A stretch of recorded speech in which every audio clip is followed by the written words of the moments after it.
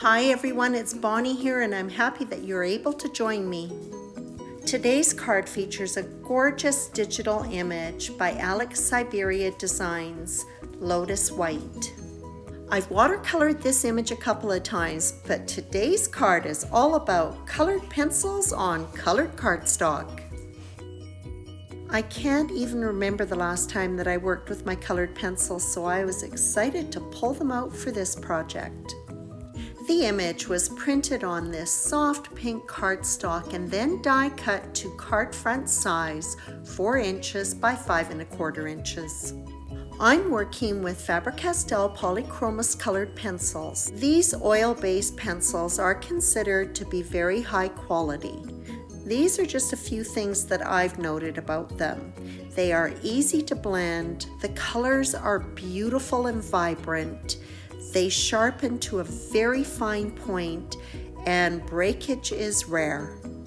Now, just having said that they blend beautifully, which they do, it does take a fair amount of time. Or at least it does for me. I have to put on lots of layers of color. And so I like to use a solvent. It makes the process quite a bit quicker. The solvent that I'm working with is by Museum. I also work with one by Gamsel. A mineral spirit is a mineral spirit. It doesn't matter which one you use. The bottles that I have are fairly large, and so I'll transfer some of the liquid into a smaller bottle just for ease of use. You could apply solvent using cotton swab, but I use a tool called a paper stump. They are inexpensive and much more precise. I bought a set of paper stumps years ago, and it also came with a small paddle with sandpaper. This is very handy. When you change colors, you need to sand off your previous color from your paper stump or you'll transfer it onto your paper. It's also helpful to have the sandpaper if you want to blend in a very tight area. The paper stump can be sanded down to a fairly fine point. The other tool that is necessary is a good pencil sharpener. For the flower petals, I'm working with just 3 colors: red violet, pink madder lake, and white. To create depth, it's important to include both shadows and highlights. As I color these lotuses, I'm envisioning that the light ray is coming in from the right of my panel. Am I getting it absolutely right? Probably not, but that's not what's important to me. What is important is that I'm creating that depth for the overall look of the flowers. My approach is pretty simple. I start off with my darkest color and put in my shadow areas first. In this case, it is the red violet. Once I've established where the shadow is going to be, then I introduce my midtone, which is the pink madder lake. And then I finish off with a bit of a highlight area using the white. Because I'm working with the solvent, I'm actually only putting on 2 to 3 layers of color. And if you're anything like me, sometimes you color outside of the lines, and the sand eraser does a good job of fixing those up. And when I'm finished layering on the color, then I dip the paper stump into the solvent and then pull it up from the base where the shadow is up to the tip of the petal. The solvent does a good job of softening those transitions between the colors and is a huge time saver. And just a quick review, I start off by applying a very light coat of the color in small circular motions. After the deepest tone is applied to the base, I then take that mid-tone up the left-hand side to the tip of the petal. Because the source of light is the top right-hand corner of the panel, I finish off with a highlight on the right-hand side rather than the tip of the petal. Continuing with the small circular motions, I apply a second layer extending one color into the next. While I'm coloring, I'm constantly sharpening my pencils. To create definition between the petal that I'm working on and the one right below it, I draw in a dark line of color.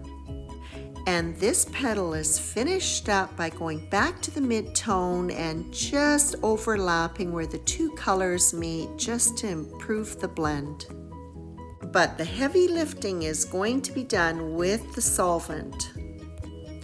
I start at the base of the petal and pull the dark tone up into the mid-tone first.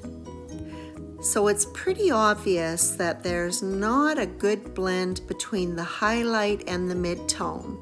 So now I just pull that solvent over that area and it softens the transition completely. If you are interested in more information on any of the products that I've used to make this card, you'll find links in the description of this YouTube video or on my blog at Bonniecarollee.com. Centers of the flowers were colored very simply with cadmium yellow at the base and then finishing off with light yellow. To color in the little protective leaves, the sepals around the bud and also the stem, I'm using 3 greens: olive green, green opaque, and earth green yellowish. For the highlight, I will be using cadmium yellow.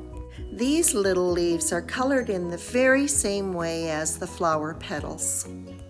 Darkest green is applied at the base and coming up the left-hand side, and then I introduce the mid-tone, and for the highlight I'm going to use a little bit of yellow. After a couple of layers of color are applied, extending one color into the next, I then finish off by blending it out with the solvent.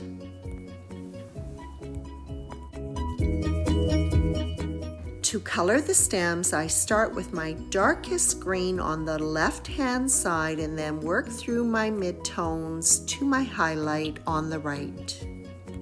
I apply a couple of layers of color and then finish off by blending it out with the solvent.